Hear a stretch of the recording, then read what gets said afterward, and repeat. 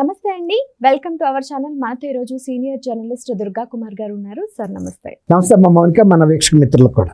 Sir, ఆంధ్రప్రదేశ్లో YS Vivekananda Reddy గారి హత్య జరిగి కూడా 7.5 సంవత్సరాలు అయిపోయింది. అందులో ఉన్న సాక్షులందరూ కూడా సంవత్సరానికి ఒకరు చొప్పున దగ్గర దగ్గర 7-8 చనిపోయారు. ఇప్పుడు సడన్గా ఈడీ సోదాలు నిర్వహించింది. అంటే ఎందుకని? ఇప్పటిదాకా లేదు, ఇప్పుడు సైలెంట్గా ఉండి సడన్గా హైదరాబాదు, కడప ఇలా కొన్ని ప్రాంతాల్లో ఎవరైతే ఉన్నారో వాళ్ళ మీద, పులివెందులయ్య వీళ్ళ మీద సోదాలు నిర్వహిస్తుంది. అంటే దీన్ని బట్టి ఏం అర్థం చేసుకోవచ్చు? గట్టిగా ఏదైనా లూప్ దొరికిందంటారా? బాగా బుక్ చేసే ప్రయత్నాలు ఏమన్నా ఉన్నాయంటారా? ఒకటమ్మా మౌనిక, ఇవాళ వివేకానంద రెడ్డి గారి హత్య జరిగి 7.5 సంవత్సరాలు అయిందన్నావు. 7.5 సంవత్సరాల క్రితమే ఒక అంశం బయటకు వచ్చింది. ఏంటంటే ఆయన చనిపోవటం ఎంత నికరమో, దానికి సుపారీ కూడా 40 లక్షలు ఇస్తున్నారనేది ఆ రోజే తెలుసు. అదేదో యాదృచ్ఛికంగా చేయలే, ఎవరో బయట నేరస్తులు వచ్చి దానికి ఒక స్కెచ్ చేశారు. ఎంత అమౌంట్ అవుతుందో కూడా ఒక అంచనా వేసుకున్నారు. వాళ్ళతో సుపారీ గ్యాంగ్తో ఒప్పందం చేసుకున్నారు. పాక్షికంగా పేమెంట్స్ ఇచ్చారు, వాళ్ళకి కావాల్సిన ఆయుధాలు ఇచ్చారు, వాళ్ళకి కావాల్సినటువంటి షెల్టర్, అంటే ప్లాన్ వేసుకోవడానికి అక్కడ అవినాష్ గారి ఇంట్లో ముందుగా సమావేశం అవటం, ఆయన్ని సఫా చేసిన తర్వాత మళ్ళీ వచ్చి కూర్చుని చర్చించుకోవటం, ఎవరు వెళ్ళిపోవాలి ఏంటి, డబ్బులకు సంబంధించిన అంశాలు, సక్సెస్ఫుల్గా జరిగిందా లేదా అన్ని చర్చించుకుని ఎవరికి ఇన్ఫార్మ్ చేయాలో వాళ్ళకి చేశారు. ఇప్పుడు ప్రపంచంలో అందరికన్నా ముందుగా తెలిసింది జగన్మోహన్ రెడ్డి గారికి అనేది సునీత రెడ్డి గారు మొన్న ముర్ముకి రాసిన లేఖలో రాష్ట్రపతి గారికి రాసింది. ముర్ము గారికి ఆమె ఎందుకు లేఖ రాయాల్సి వచ్చింది? ఏ న్యాయస్థానంలోనూ ఏ దర్యాప్తు సంస్థల్లోనూ పూర్తిగా విచారణ జరగలేదు, న్యాయం జరగలేదు, ఎక్కడిదక్కడే ఆగిపోతున్నాయి. ఒక అడుగు కూడా ముందుకు వెళ్తలా. ఒక అడుగు ముందుకేస్తే 2 అడుగులు వెనక్కి వేస్తుంది. ఒక వ్యక్తిగా సునీత రెడ్డి గారు ఎన్ని వ్యవస్థలను కదపగలుగుతారు, రాజ్యాంగ వ్యవస్థలని? ఇవాళ ఒక సుప్రీంకోర్టుకి వెళ్ళాలంటే జగన్మోహన్ రెడ్డి గారు చెబుతాడు, లాయర్లకు కోట్ల రూపాయలు ఇవ్వాల్సి వస్తుంది. పని ఇచ్చినా ముందుకెళ్తుందా అంటే వెళ్ళటం లేదు. ఇది విచిత్రంగా ఉంది. ఇట్లాంటి ఒక దర్యాప్తు సంస్థలు, ఇంత పెద్ద దర్యాప్తు సంస్థలు, నిజానికి వివేకానంద రెడ్డి గారి కేసు చాలా చిన్న కేసు. ఎందుకంటే అది ఎవరు చేశారు, ఎందుకు చేశారు అనేది పులివెందుల్లో పసిబిడ్డని అడిగినా చెబుతారనేది జగన్మోహన్ రెడ్డి కూడా చెప్పాడు. అసలు జగన్మోహన్ రెడ్డి గారే వివరించాడు ఎట్లా జరిగిందో. ఇంతవరకు అసలు ఆయన పిలిచి సిబిఐ విచారించాలి కదా. ఫస్ట్ నువ్వే కదా ఇంతమంది మీడియా ముందు చెప్పావు, అసలు నీకెట్టా ఇన్ఫర్మేషన్ వచ్చిందని ఆయన్ని ఇంతవరకు అడగలేదు. తర్వాత షర్మిల గారు చెప్పింది, ఇది కేవలం మా కుటుంబంలో జరిగిన రాజకీయ కారణాల మూలాన జరిగిన హత్య తప్ప బయట వాళ్ళకి ప్రమేయం లేదని కూడా చెప్పింది. తర్వాత ఎవరైతే హత్య చేశాడో అక్యూజ్డ్ 1గా ఉన్న దస్తగిరి కూడా నాకు ఫలానా వాళ్ళు సుపారీ ఇచ్చి చేయమన్నారు, అక్కడికి భయపడ్డాను, మేముండాం మీకేం పర్వాలేదని హామీ ఇచ్చిన తర్వాత నేను చేశానని చెప్పాడు. అన్నీ బాగా తెలిసిపోయింది. తర్వాత హత్యా నేరంలో ఆ కీలకమైనటువంటి రక్తం తోడవటం కానీ, ఆ గాయాలకి కట్లు కట్టడం, ఎక్కడన్నా చనిపోయిన వ్యక్తికి పోస్ట్ మార్టానికి తీసుకెళ్తారు కానీ కుట్లేయటానికి తీసుకెళ్లే సందర్భం ఎక్కడన్నా మనం చూసామా? ఒక హాస్పిటలే కదిలొచ్చింది. ఎవరు? వైఎస్ భారతి గారి ఫాదర్ సంబంధించిన గంగిరెడ్డి గారికి సంబంధించిన హాస్పిటల్లో డాక్టర్లు కదిలొచ్చి అవన్నీ చేశారు. వాళ్ళందరినీ బుక్ చేయాలి కదా. అవినాష్ రెడ్డి గారి దగ్గర ఉన్నాడు శంకరయ్య అనే పులివెందుల స్టేషన్ హౌస్ ఆఫీసర్, అంటే ఇన్స్పెక్టర్ క్యాడర్ అధికారి. ఆయన ముందే జరిగింది ఇది. కనీసం ఆయన పై అధికారులకు ఫోన్ చేసి చెప్పాలి కదా, ఫోన్ వైర్లెస్లోనో చెప్పాలి కదా, ఇదిగో ఇలా చేస్తున్నారని ఆపాలి కదా. మీరు చేయటానికి వీల్లేదు, మీరు బయటికి వెళ్ళండి, అందరూ మేము తాళం వేస్తాము, మా సిబ్బంది వచ్చారాక దీన్ని ఎవరో కదపటానికి వీల్లేదని.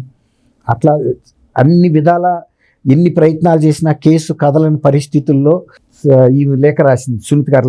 లేటెస్ట్గా ముర్ము గారికి, రాష్ట్రపతికి. ఇప్పుడు ఈ మనీ లాండరింగ్ జరిగిందని ఈడీ వాళ్ళు ఇవాళ వచ్చి కొత్తగా చెబుతున్నారంటే 7.5 ఏళ్ల తర్వాత మనీ లాండరింగే అక్కడ ప్రధానమైన అంశం. డబ్బులు లేకుండా ఎవరు ఆయన చంపడానికి వెళ్ళా, కేవలం డబ్బులు ఇవ్వబట్టే ఆయన హత్య చేయడానికి వాళ్ళు ఒప్పుకున్నారు. కొంత పార్షియల్ అమౌంట్ దస్తగిరి దగ్గర తీసుకున్నారు కూడా. అప్పుడు అతను చెప్పిన ఆ అంశాలు చాలు. అతనికి ఎవరిచ్చారు, వాళ్ళు ఎక్కడైతే తెచ్చారో వాళ్ళని అడిగితే చెప్తారు కదా. ఇప్పుడు 7.5 సంవత్సరాల తర్వాత అవినాష్ రెడ్డి గారు లాంటి పెద్ద రాజకీయవేత్త, ఈడీ అధికారులు వస్తారని డ్రాయర్లో ఏమన్నా సాక్ష్యాలు మిగిల్చుతారా? తర్వాత సునీల్ యాదవ్ కానీ, లేకపోతే ఉమాశంకర్ రెడ్డి కానీ, ఇంకొకళ్ళు కానీ ఇప్పుడు ఆ 3 సార్లు చేస్తున్నారు. కోకాపేటలో అవినాష్ రెడ్డి గారి ఇంటి మీద, అక్కడ పులివెందుల్లో అక్కడ తాళం వేసి ఉందని చెప్తే వాళ్ళ బాబాయ్ వచ్చి ఒక ఆయన తాళం తీసాడని చెప్తున్నారు. అక్కడ కూడా ఏముంటాయి ఇప్పుడు? అసలు ఇంతవరకు వివేకానంద రెడ్డి గారిని చంపిన హత్య ఆయుధమే దొరకలేదు. అక్కడ పలానా సాటుకి వెళ్ళి కదిరి నుంచి తెచ్చామని కూడా వాళ్ళు చెప్పారు. మరి ఎక్కడేసారో చెప్పాలి కదా. అంటే కీలకమైన తర్వాత ఏమేమి అడిగింది, అసలు ఈ సుపారీ ఇచ్చింది ఎవరు, ప్లాన్ చేసింది ఎవరు, అమలు చేసింది ఎవరు, అసలు జగన్మోహన్ రెడ్డి గారు అందరికన్నా ముందు ఎట్టా తెలిసిందో అది బయటకు చెప్పించడం కదా అడుగుతుందామి.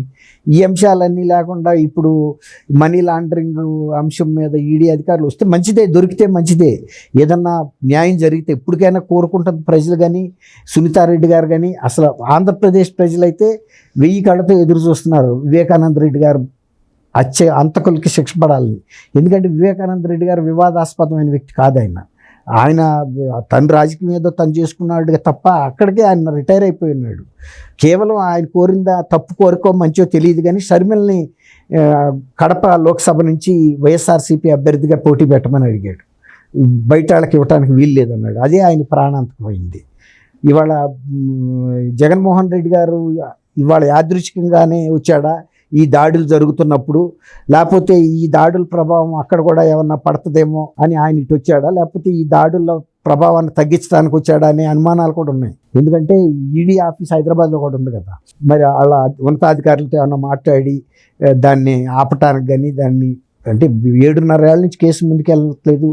ఆయన మీద వ్యక్తిగతంగా ఉన్న కేసులు కూడా 12 ఏళ్ళ నుంచి కూడా కదలకుండా 13 ఏళ్ళ నుంచి అట్లాగే ఉన్నాయి. తర్వాత ఇవాళ మీరు అన్నారు బీఆర్ఎస్ కార్యకర్తలు వచ్చి వీరంగం వేస్తున్నారని. వీరంగం వేస్తారు ఎందుకు? ఇప్పుడు రేవంత్ రెడ్డి ప్రభుత్వం కూడా మరి ఇంత ఉదాసీనంగా ఉంటే అది బీఆర్ఎస్ అడ్వాంటేజ్ తీసుకుంటుంది. జగన్మోహన్ రెడ్డి కాదు, జగన్మోహన్ రెడ్డి లాంటి అరాచక వ్యక్తులు ఎవడొచ్చినా ఏదో ఒక బల ప్రదర్శన చేయడానికి బీఆర్ఎస్కి అదొక అవకాశం. తర్వాత ఆంధ్రప్రదేశ్లో దీన్ని వైఎస్ఆర్సీపీ వాళ్ళు ఏం చెప్తారంటే జగన్మోహన్ రెడ్డి గారికి తెలంగాణలో కూడా చాలా ఇది ఉంది, ఇన్ఫ్లుయెన్స్ ఉంది, అక్కడ ప్రజలు కూడా కోరుకుంటున్నారు, సీఎం అని కేకలేస్తున్నారు కదా. అది తెలంగాణ సీఎం కావాలనుకుంటున్నారా లేకపోతే ఆంధ్రప్రదేశ్ కావాలనుకుంటున్నారో మరి తెలియదు. అక్కడ స్పష్టతగా వాళ్ళు చెప్పలేదు. అక్కడ అయ్యే పరిస్థితి లేదు కాబట్టి తెలంగాణ మీద కన్నేశారా అనేది కూడా అర్థం కాదు. ఆయన వ్యూహాలు ఆంధ్రాలో లాగా కూటమి ఇక్కడ కూడా స్టార్ట్ చేద్దామని చూస్తున్నారంటారా?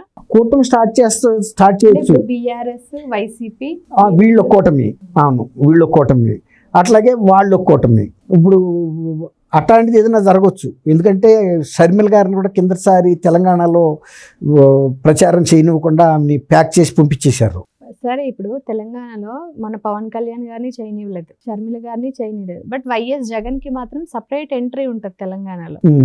అంటే వాళ్ళ సైడ్ ఉన్న వాళ్ళకైతే ఓకే, మిగిలిన వాళ్ళకైతే నాట్ ఎంట్రీ. అంటే మరి నిజామాబాద్ పిల్లవు కాబట్టి నీకు తెలంగాణ రాజకీయాలు ఎక్కువ తెలుసు కదా, మరి నువ్వే చెప్పాలి ఆ లోతుపాతులు. మాకు అంత లోతుగా తెలుస్తుందని మేము అనుకోం. ఎందుకంటే బీఆర్ఎస్కి వాళ్ళకి కొంత అవగాహన ఉందని తెలుసు.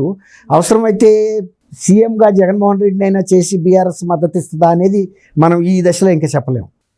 Thank you sir. Thank you అమ్మా మన వీక్షకులు.